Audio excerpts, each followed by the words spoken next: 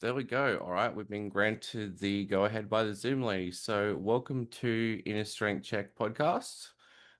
Joined today by Dave Chavarri from Metal Legends Ill Nino. Dave, how are things What's going? up, bro? How are you, sir? How you doing? Yeah, I'm doing fine. How are you doing? Oh, good, good. Everything been, just anxious and getting ready for to come over and take over Australia for sure. Well, on that note, it's been quite a while, mate. So, it's been 8 years since your last tour of Australia. It has been, man. We Hmm. uh we cannot wait to get back. I mean, we're just talking about some of the shows, and our first time in Australia was in end of 2005 with 2006 with Static X. We did a co-headline tour with them in Australia, and then we came back for Soundwave festivals back Hmm. to back to two different Soundwave festivals, and then now we're doing an actual headline run. So Hmm. we can't wait. We can't wait for sure. Mm. So this is going to be your first time in a long time doing a headline tour of Australia. Yeah, because in the past, we have a 45 minute, 45 minutes here, 45 minutes there. All of a sudden, now we can do an hour and a half, an hour. So in the past, we've done maybe 45 minutes, 50 minutes. The first time you're going to see a 90-minute El Nino show. Wow. Yeah. The fans are going to be loving that. Yeah, it's going to be, we're going to be doing, we're doing all the singles and all the hits from Revolution, as well as Confession, a couple of One Nation Underground, and then some new music that we are going to be releasing in June. Awesome. Awesome.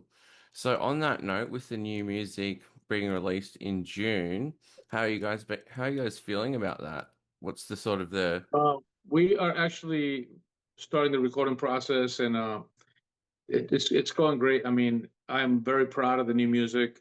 All mm, the guys have, all the guys in the band really stepped up and sent a lot of kick-ass material for us to choose from, and it's sick, man. I mean, I can't fucking wait. I mean, it's like I was saying before, it's like El Nino, on crack, man. It's the heavy shit is heavier.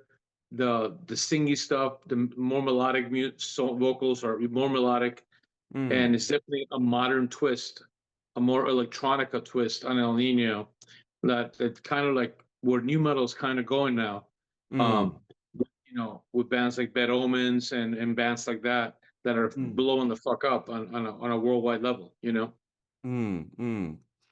So on that note too, so you mentioned that new metal's going in that sort of direction. That might be something, I guess, from the average person's perspective, the genre might feel locked in place, like locked in a certain time. And I think that new metal is bigger than ever right now. I mm, mean, Korn is bigger than now than they were in the early 2000s. mm, Bands like the Deftones are bigger now than they were in the early 2000s, mm, and that's because of of TikTok and all the social media shit that and kids become very endeared to older, cooler songs, and mm, it's definitely brought new metal back in a huge way in a big forefront. I mean, look, I've always loved Korn. I've always loved the Deftones, but mm, the Deftones back in the heyday were not selling out the Madison Square Garden in New York. mm, mm, They just sold it out, no fucking problem. Disturbed just sold it out, no problem. You mm, know, bands like that are the new metal genre are killing right now. They're doing great, and I'm happy for them. I'm happy for bands like that. I'm friends with the Deftones guys. I'm friends with some of the Korn guys, and same, especially with the Disturbed guys. Those guys are my family, and I'm super proud of them. I'm super happy for them that it's going mm, so well for them in a career, for sure. It's great to mm, see. Other bands don't really understand that bands that paved the way back in the early 2000s are paving the way again for all the newer bands. You mm, know? mm, Yeah, mm. How does that sort of, because it definitely has felt like a bit of a resurgence of the new metal genre, especially in the last few years. How does that totally. compare to, say, what the kind of the ambient feel about the genre was, say, last time you toured? Because that was 8 years ago.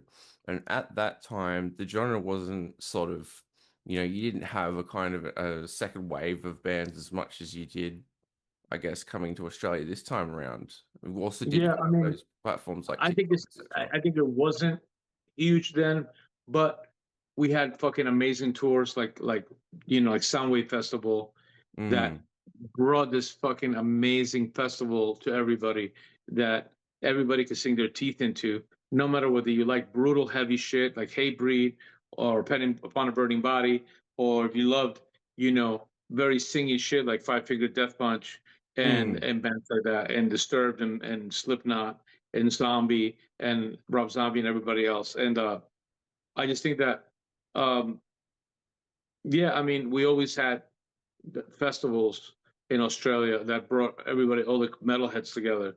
mm, But now that new metal is back, I think that all the new metal bands are just doing well. They're doing well all around. I mean, look, we're very happy where we're at right now. We have mm, a co-headline tour starting in July 2nd in America with our buddies in Powerman 5000. That mm, tour is selling amazing right now. It's going to be a sold out tour. Um, that's July 2nd through August 2nd. On August the 3rd, we fly right from the last show. We fly to Europe and we do all the major festivals from August 2nd to August 18th. mm, We do 6 festivals. We're supporting Machine Head on one of the shows in Holland, and then we're doing a couple of headline shows, and that's fucking insane. mm, And after that, we have 2 weeks off.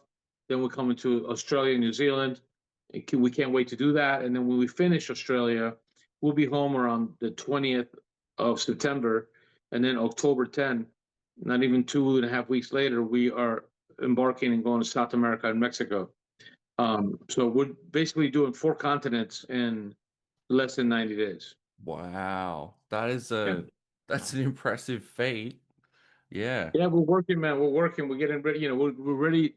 We're ready to back a new record. We have a new record, and at that point, a new single, and the fucking new music is so strong, man. It's so heavy. It's so memorable that I just can't wait for people to hear it. I think people are gonna trip the fuck out and be like, "Oh my god!" Like these fucking like you ever like hear like I heard the new Deftones record, right? I hear the new Corner album. It's been a while, but Mm. certain bands you hear a record and then you like you look around to your buddy or whoever, you're like, these motherfuckers are back. You know what I mean?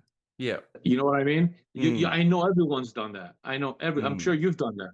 Yeah. You know, there's been a band that you like, and you look around, you're like, fuck, these motherfuckers are back. Yeah. Like, Yeah. and that's what this new El Nino album is going to be like. It's like these motherfuckers are back.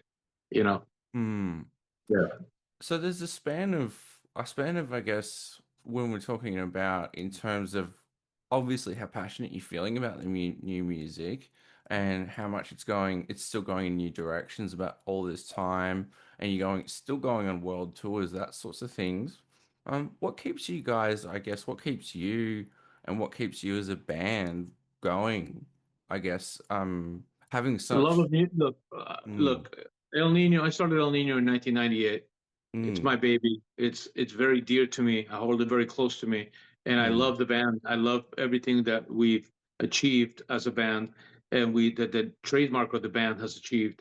Um, More now, it's definitely sometimes you have to swim upstream, mm, and we've had our issues, where we have to work through them, and I think that to me it makes me stronger, makes us stronger, makes us mm, closer as a unit. Like my right hand guy Lazaro Pina, my bass player, which is and also my percussionist Danny Cuoto. mm. Lazaro's been with me since Revolution, since Mm, day one. He's an OG, yeah. and Danny Cuoto's been in the band since Confession. There's Mm, another OG, but put together with Sal, our guitar player Sal, our guitar player Jess De Hoyos, and our percussionist vocalist Miggy Sanchez. I mean, those guys are just pure fucking joy to work with. They're great mm, guys. They're super talented musicians, and we just have a fucking blast on the road. Like it doesn't feel like a chore. I think that Mm, that's one of the biggest problems with bands. That the minute that going on tour and being in a tour bus or being in a hotel and being around each other becomes a chore and becomes mm, a hassle, that's when things are not good. You know what mm, I mean? Um, mm. and I think that with us, I mean, we get along fucking great. We have a great time. We're always fucking joking around, and you'll see they fucking shine on the new album. Everyone is crushing. We're firing on all cylinders right now, and this is definitely our record where people say these motherfuckers are back. That's so good to hear. That's so good to Yeah, hear. And in terms of feeling like you're back, I guess if we look at the intervening time between, there's been a lot that's gone on in the world since you last toured Australia. absolutely. Especially And with the fucking whole pandemic bullshit.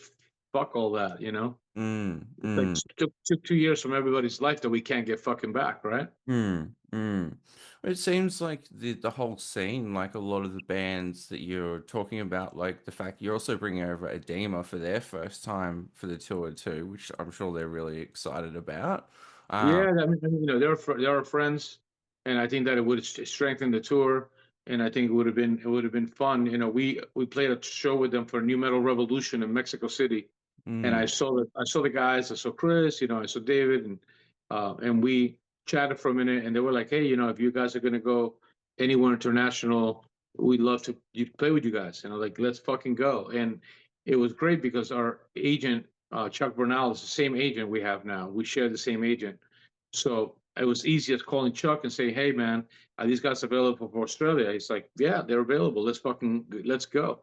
I'd rather mm, go to Australia with a package than without a package. yeah, yeah, absolutely. Yeah. Speaking of Australia, do you have any certain memories that spring to mind from the times you've been touring? Like anything interesting or anything stand out for you from your time touring over here last? I know it's been a while. What do you mean? Do I miss anything from Australia? You mean? Or do you have any certain kind of standout memories, like any particular shows Yeah, or I mean, I'll tell you, and I told the other people, I mean, the other interviewers, I'm married to an Australian girl, or Haley. I'm married to her for 18 years. mm, And my daughter was born in the Gold Coast in Australia. mm, And so Australia to me is my second home. I mean, I'm probably going to end up retiring in Australia, to be honest with you. mm. Uh, and we love it there. It's fucking awesome there. And we, yeah, we're psyched to get back. I'm psyched to get back. We love the Australian crowd. I mean, they're so fucking lively and so crazy. They're a bunch of crazy motherfuckers, man, for sure. So we can't wait. We can't wait to come in and fuck shit up over there for sure. Awesome. And I think before we sort of wrap things up, what kind of, I guess there's a lot of people who maybe they were into the scene back in the day, or also might be thinking of starting a band. And new metal's always had, there's always been a bit of elitism and snobbery about new metal, but I guess you're evidence that that can persist past all that garbage, right? But for someone wanting to start their own kind of band in today's environment, because it's a bit of a different beast these days, cost of Uh-huh. living, all that sort of thing. What kinds of advice do you have for, say, younger folks looking to start up a similar sort of band in today's environment? I really do think that it's fucking easier now than it's ever been Mm, because of social media and because of the internet. I mm, think that, you know, if you're able to, you know, there's all these artists that I see on TikTok that they work their asses off. They do covers, they do singles, they do snippets, and they put them up on their social media and they blow up. They mm, become huge fucking bands. I've seen a bunch of them, that started from nowhere, and then 2 years later they're headlining club tours mm, and making money and doing well. I mean, I just think that back in the day it was a lot harder. You had to get a record deal. You had to find a record label. You had to get them to fund your record label, and then move forward and mm, and and be and play music. um, and have them fund your album and then record your album and so on and so forth. These days, the funding part might come harder because you don't have the money, but there's all these recording programs. You can give a recording program for 50 fucking dollars, Mm. and you can record on your computer. Mm. And obviously, I know it's a lot of work, but you can at least put the work in and get the results Mm. because of the internet and because of social media and spread the word. It's a lot easier to spread the word than when it was back in the day. I remember back in the fucking mid 80s, I go to a printing shop and I get a piece of paper and I cut it into four and put advertising, and I would see Megadeth play a show or Metallica play a show or Anthrax play a show. And I'd go to that show and I'd stand outside for 2 fucking hours in the rain or whatever I had to do to give out flyers and be like, hey, come to my little band. I have a little gig, 100 people down the fucking block, from Mm. this big arena. And I would sit there and spend 2, 3 hours of my fucking day giving out flyers. Mm. And then you would have a sold out show, even 100 people, 120 people. And then your shows would do great because of that, because you were actually in control of your own success or your own demise. And I think Mm. that it's easier now because you don't have to leave your fucking house if you don't want to. You Mm. don't have to print. You don't have to print any. It doesn't cost you to print anything. It doesn't cost you to do anything. You just your fucking phone. I mean, I see all these Asian bands, like all these bands for Thailand and Japan and China, and they fucking shoot full on videos with their iPhone, Mm. like full the fuck on. I mean, dude, you would never be ever fucking imagine that this was shot on a fucking iPhone. Mm. And you see some of these videos, and then they're getting 4 million, 3 million views, 6 million views on a video that cost 20 fucking dollars to make. Mm. You know, so I think Mm. that a lot of artists need to kind of really really hone into the DIY shit. Like, Yeah. you know, you have the fucking tools in front of you. It isn't like you had to find the tools back in the day.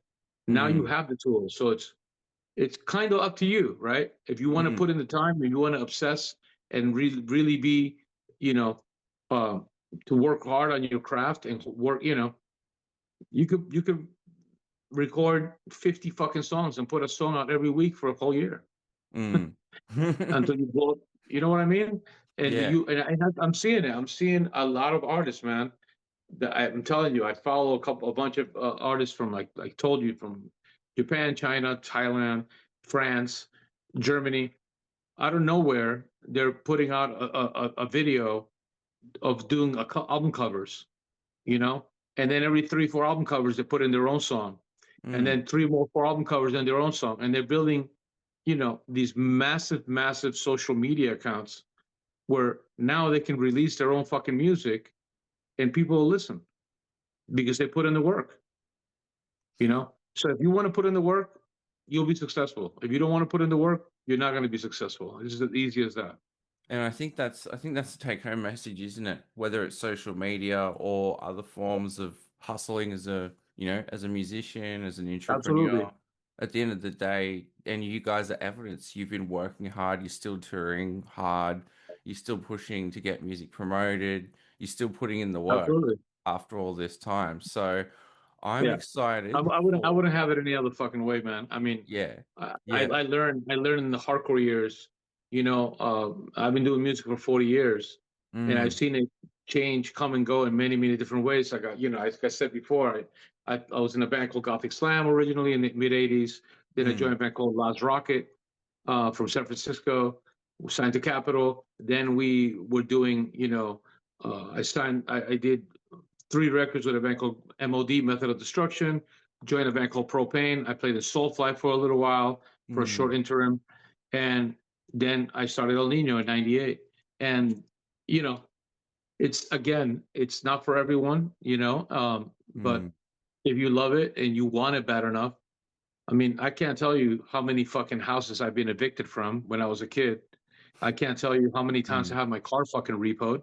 mm, You know what I mean? Because mm, I wanted it. I wanted this lifestyle. I wanted to make it in music. And you know, I've slept on fucking people's couches, whatever the fuck I had to do. In between jobs, I would go on tour. I come home to a fucking eviction notice in my house. So okay, you got to get the fuck out. You haven't paid rent. Mm. So and you just have to. How bad do you want it? Yeah. If you don't want it bad enough, don't do it because there's no initial riches. You're not Mm. gonna make money. You're gonna be broke as fuck in the beginning. Mm. So, so it's like you have to make a choice. You want to be broke for a little while and hopefully work hard enough that you make it into the business, or you don't. Mm. And I'm glad that you guys did and have managed to make it. And we're going to be seeing Thank the you. fruits of your labor with your new, by the time that you reach our shores, you're going to have new material A new for, album out, new yep. album, new videos, the whole 9 yards. And I think you're going to have a very, very keen Australian audience in us because it's been a while. And Absolutely. we're going to give you our on brand pattern of manic moshing, I reckon, for this run Fuck of yeah. shows. Are So you look going to be at the forward to show? Which show are you going to? I'll be probably at the Melbourne one, Badass. Melbourne show. Yeah. So, Rainy Melbourne. Rainy yep, Melbourne. yep. You'll see if you see a guy run in and about 20 seconds go out and then be puffed for the rest of the show, that's me. Well, make sure you come backstage and say hello. Let Jonathan Howard know that I want to meet you backstage, and to Oh, come yeah. by and say hello. Awesome, man. Absolutely. Oh, Look forward to it. All all right. right, brother. Excellent. Thanks for your time, Dave. And we look Thank you forward to very much. I catching really you on the appreciate it. upcoming Can't tour. wait to hit Australia, and can't wait to come in and fucking invade. Hell yeah. Absolutely. Awesome. Cheers, Dave. Thanks, Cheers, man. brother. Thank you so much. Thanks. Bye. Bye. Okay, I am back with my official co host, Butters. Those of you listening in the podcast may not be able to hear him. Let's see if we can get him to. Nope. Nope. He's not going to meow. The one time of the day you're not going to meow. Anyway, Butters and I would like to remind you all of the upcoming tour, which is occurring in September 2025. So we have them playing. Ill Nino will be in the country with ADEMA, and this will be ADEMA's first Australian tour. So they will be joining us on Friday the 12th of September in Sydney at Liberty Hall, Saturday the 13th of September in Melbourne at Max Watts, and Sunday the 14th of September in Brisbane at the Triffid. Pre-sale tickets have already gone up. Otherwise, you'll be able to buy them from octoberpresents.com/ Il Nino 2025. We will have all the tour dates and information up on the website. So be sure to check out innerstrengthcheckpodcast.com for all the tour information and more cats who bolt off at the end of a video. As always, peace, love, and grindcore, or in this case, peace, love, and Latin-inspired groove metal. Thanks, guys, and I'll see you in the pit. Take it easy.